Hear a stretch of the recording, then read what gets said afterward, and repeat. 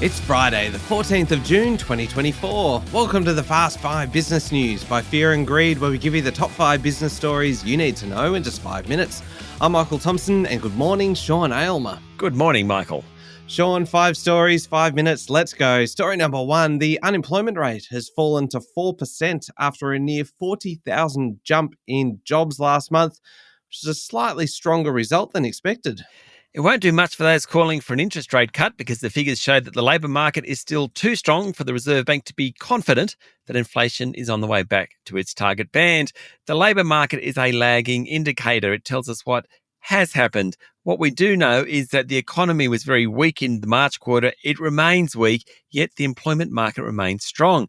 Bit of a conundrum there. High interest rates have slowed the economy. Eventually, it will hurt the labour market. The Australian Bureau of Statistics said there are now almost 660,000 unemployed people. That's about 110,000 fewer than in March 2020, just before the pandemic, Michael. So, Sean, the labour market is in good shape, isn't it? Yes, it is, and it's proven more resilient than most were expecting, but conditions are not quite as strong as they were in late 2022. Annual jobs growth is running about 2.5%, below the 3% per annum rate in late 2023, according to AMP. Jobs growth is running about 24,000 per month. That's over the last 6 months or so. New entrants into the labour force are elevated at the moment because of higher migration. That's why we're getting some of that jobs growth. The ABS also gave an update on Australia's population for the December 2023 quarter.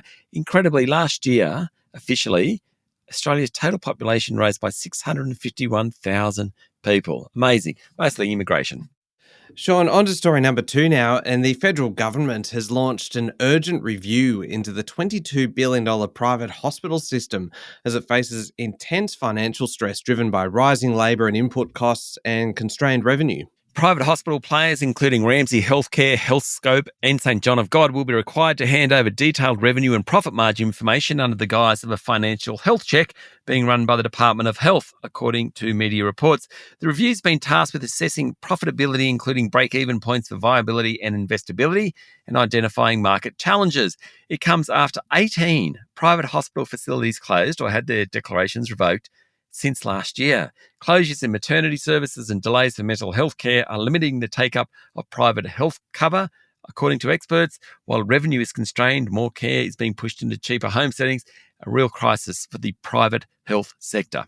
Story number 3, Qantas will buy the remaining 49% of Byron Bay-born online travel business TripADeal for $211 million.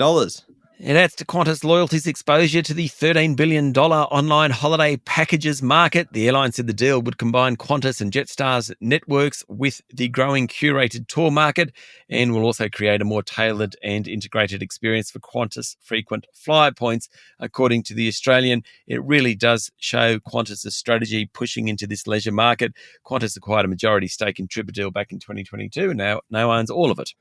Story number 4, this is an interesting one. The planned merger of Chemist Warehouse and Sigma Healthcare to create a near $9 billion company has hit a little bit of a hurdle because the competition watchdog says that the deal raises a few competition concerns. The Australian Competition and Consumer Commission has identified a range of concerns, including at the retail and wholesale levels. It says the largest retailer, Chemist Warehouse, is merging with a key wholesaler.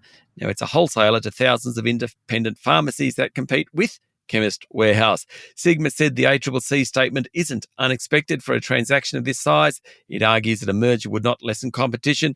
The deal was announced late last year and a final decision from the watchdog is due in early September.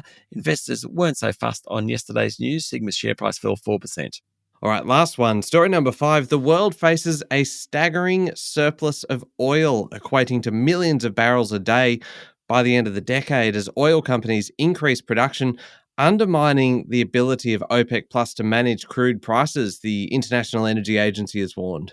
While demand is forecast to peak before 2030, continued investment by oil producers led by the US would by then result in more than 8 million barrels a day of spare capacity, according to the International Energy Agency. The massive cushion of extra oil could upend the efforts of OPEC Plus to manage the market and usher in an era of lower prices. The agency says a combination of slowing demand and rising supply could have substantial implications for oil companies.